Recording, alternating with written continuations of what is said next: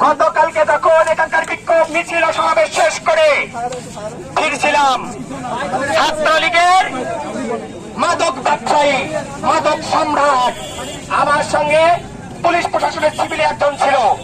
আমি যখন ওখান থেকে ব্যাক করছিলাম, কি অকথ্য ভাষায় আমাকে গালিগালাজ করেছে।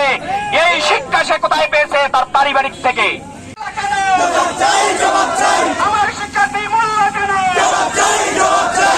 আমার ভাই আহত হয়। জবাব চাই, জবাব চাই।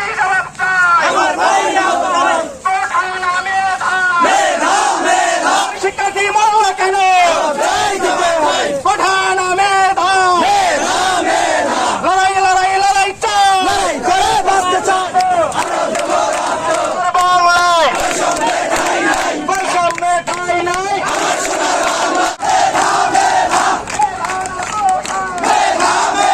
বিশ্ববিদ্যালয়ে হামলা কেন?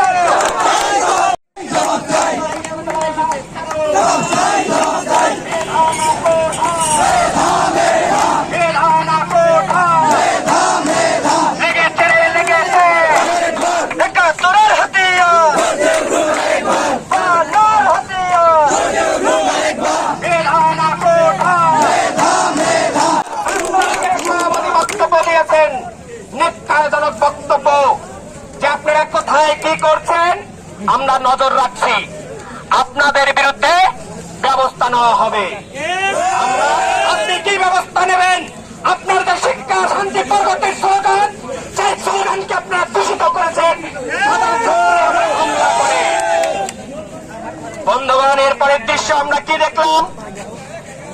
চট্টগ্রামে ছাত্রদের মিছিলে হামলা, সেখানে আমাদের তিনটি লাশ পড়ল।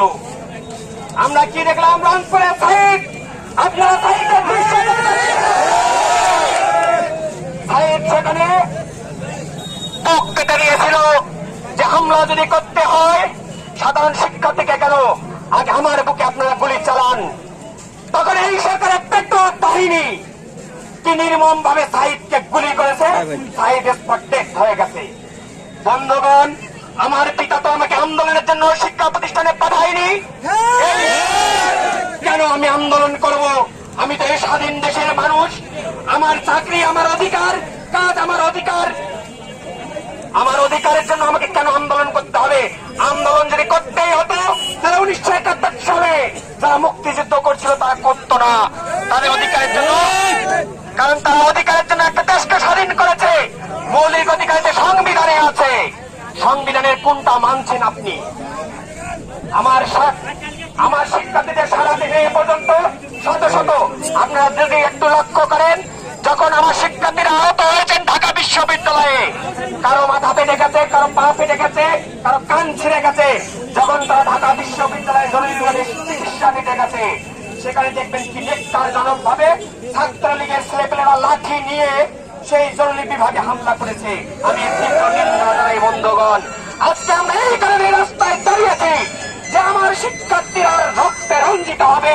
আর আমি একজন বিবেকবান মানুষ, এর সঙ্গে সচেতন মানুষ হিসেবে এই বাড়িতে বসে নীরব থাকতে পারি না, পারি না। আমাদের বাধ্য করিয়েছেন আপনারা রাস্তায় নামতে।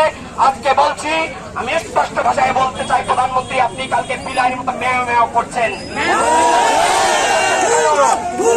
আপনি তো মেয় মেয় করার কথা না, আপনি তো হুঙ্কার দেন, আপনার ছেলেরা হুঙ্কার দেয়। বন্ধুগণ, একটা বিষয় আপনাদেরকে থাকতে জানিয়ে রাখি,